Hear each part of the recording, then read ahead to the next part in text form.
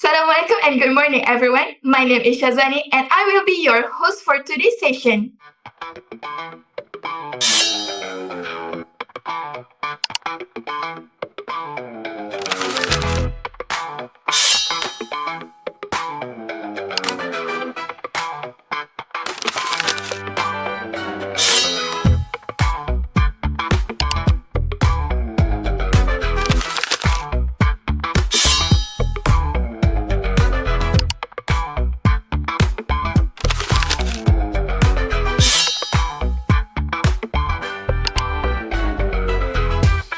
Today, we will be discussing politeness in pragmatics and sociolinguistics, with a focus on how politeness is constructed and negotiated in workplace discourse. Traditionally, politeness has been viewed as a universal set of strategies used to maintain social harmony. However, more recent research suggests that politeness is socially constructed, context dependent, and influenced by power, gender, and institutional roles. To explore these issues, we will examine two important articles written by Janet Holmes and Stephanie Kirchner. Now, let's begin with the first article. I would like to invite Alya to go more further about these issues. Now, let's look for the article citation for Article 1. The article citation for Article 1 is by Holmes G. 2005, Politeness and Postmodernism, an appropriate approach to the analysis of language and gender. Journal of Sociolinguistics, Volume 9, page 108 until 117. Thank you, Syazwani, for the question. Thank you, Alya, for the citations. Now, I would like to invite Shah to continue with the identification of Article 1. Moving on to article identification, for the first article, the article Politeness and Postmodernism, an appropriate approach to the analysis of language and gender, was written by Janet Holmes and published in 2005 under the Journal of Sociolinguistics. Thank you for the question, Syazwani. Thank you, Shah, for that clear identifications. To help us understanding the article in greater detail, I would like to invite Leah again to present the summary of Article 1. I will present the summary of Article 1, which is Janet Holmes' review of Sarah Mill's book, Gender and Politeness. Holmes reviews Mill's Gender and Politeness, which uses a postmodern approach to study politeness and gender. This means the book does not see politeness as a fixed system. Instead, it looks at how politeness is shaped by social contexts, identity, and interaction between people. The book criticizes Brown and Davidson's universal model because the ideas of power, distance, and ranking of imposition make real interaction look too simple. Mills argues that these categories cannot fully explain how people actually communicate because real conversations are more complex and depend on situation and relationships. Politeness is seen as a social practice that is negotiated within different communities of practice. In other words, politeness is not decided by rules in advance.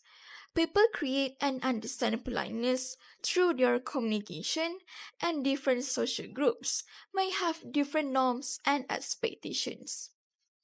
Impoliteness is not naturally part of an utterance, but a judgment that depends on the context.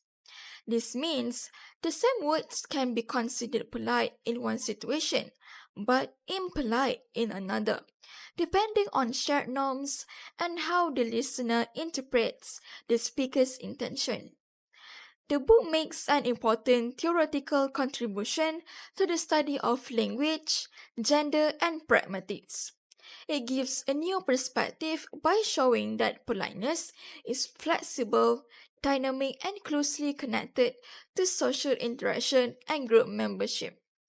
However, it relies on small scale and anecdotal data, and generalizations are still needed in sociolinguistic research. Holmes believes that larger and more systematic studies are important because they help researchers see wider patterns of language use.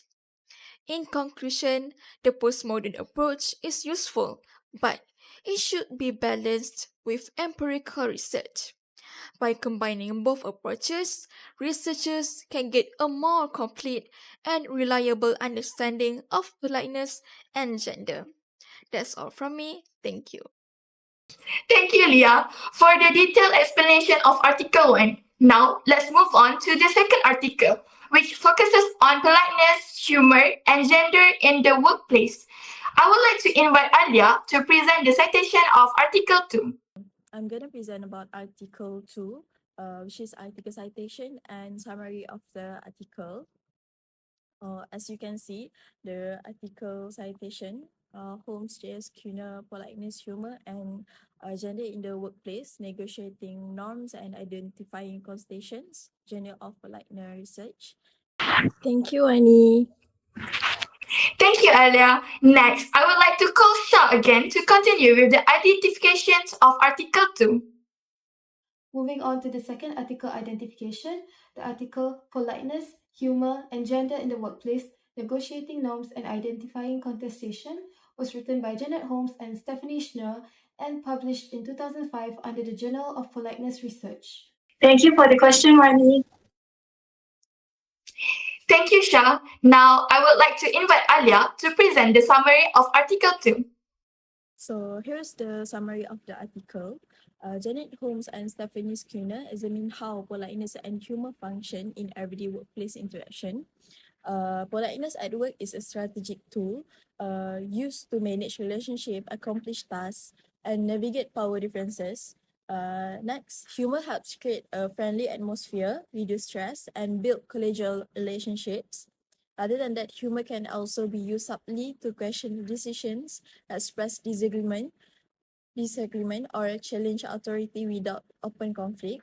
And last one, workplace communication is shaped more by context, professional roles, and organizational culture than by fixed gender differences.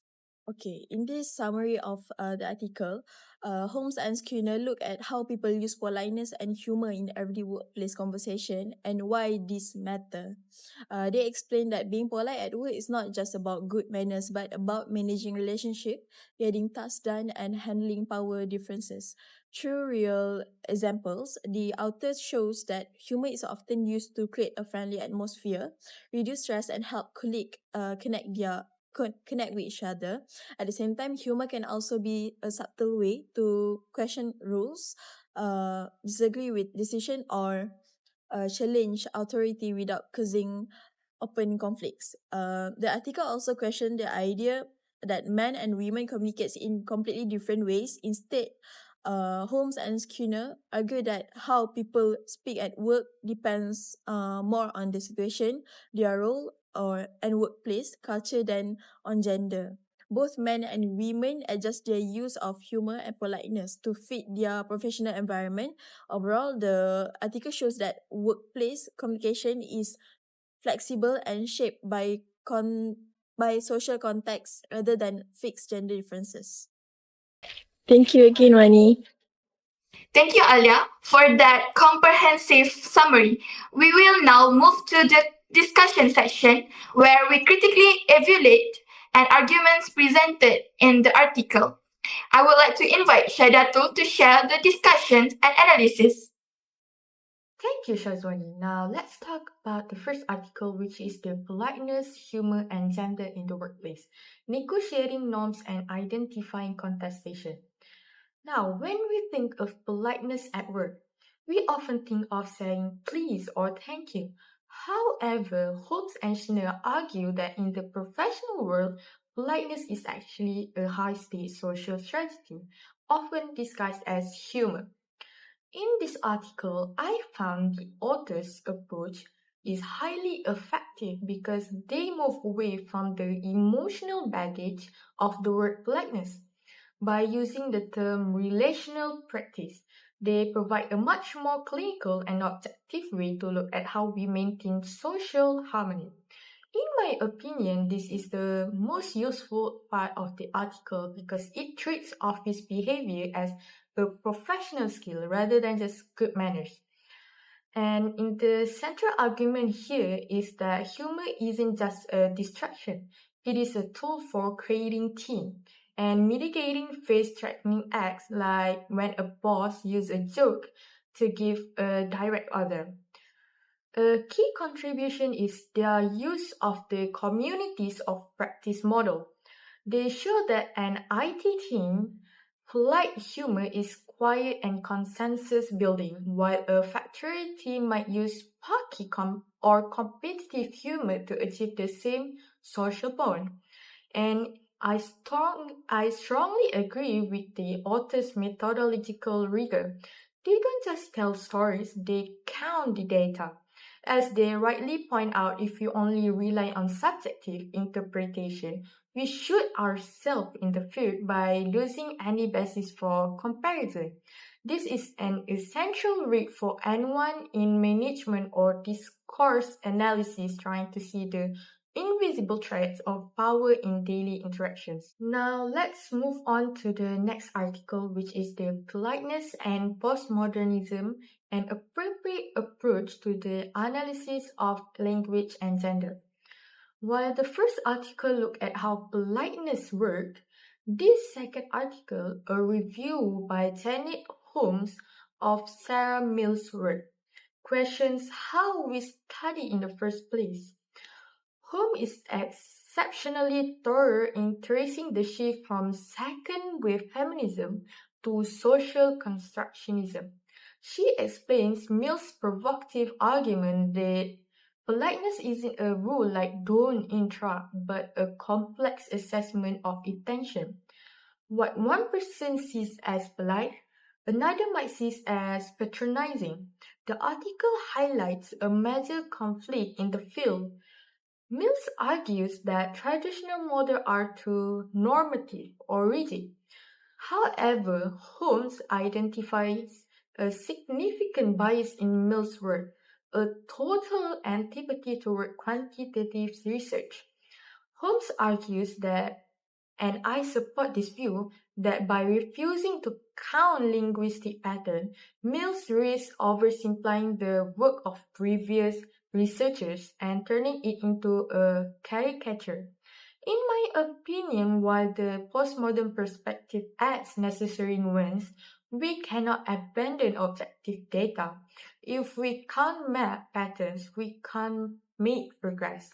This article is a valuable addition for advanced scholars, particularly those looking to deconstruct how white middle-class femininity has historically defined what the world considered polite behavior. That's all from me. Thank you, Shai, for that insightful discussion. Okay, so for references, the first article we have is by Janet Holmes, written in 2005, titled Politeness and Postmodernism, an appropriate research to the analysis of language and gender by the Journal of Sociolinguistics. For the second reference, it is also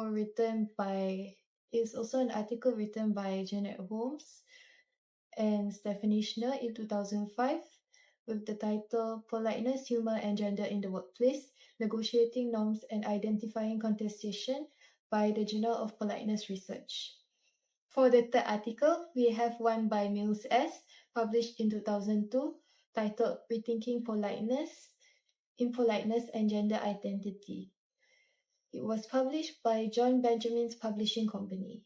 For the fourth reference, we have Mills S., published in 2003, titled Gender and Politeness, and published by the Cambridge University Press. For the fifth reference, we have one published by Aleeya and published in 1987, titled Politeness, Power and Women's Language, Rethinking Study in Language and Gender by the Berkeley Journal of Sociology.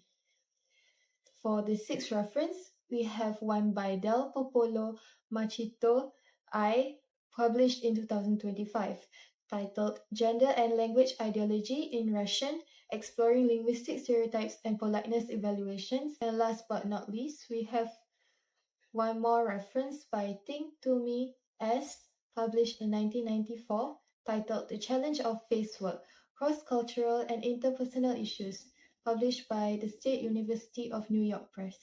To conclude, today's presentations has shown that politeness should not be viewed as a fixed or universal set of rules. Instead, it is a socially constructed and context-dependent practice shaped by power, gender, and institutional norms. Both articles highlight the importance of examining politeness through real-life interactions, particularly in workplace settings, where humor and relational practices play a significant role in negotiating authority and solidarity. Overall, this discussion encourages us to adopt a more discursive and socially grounded understanding of politeness. Thank you everyone for your attention.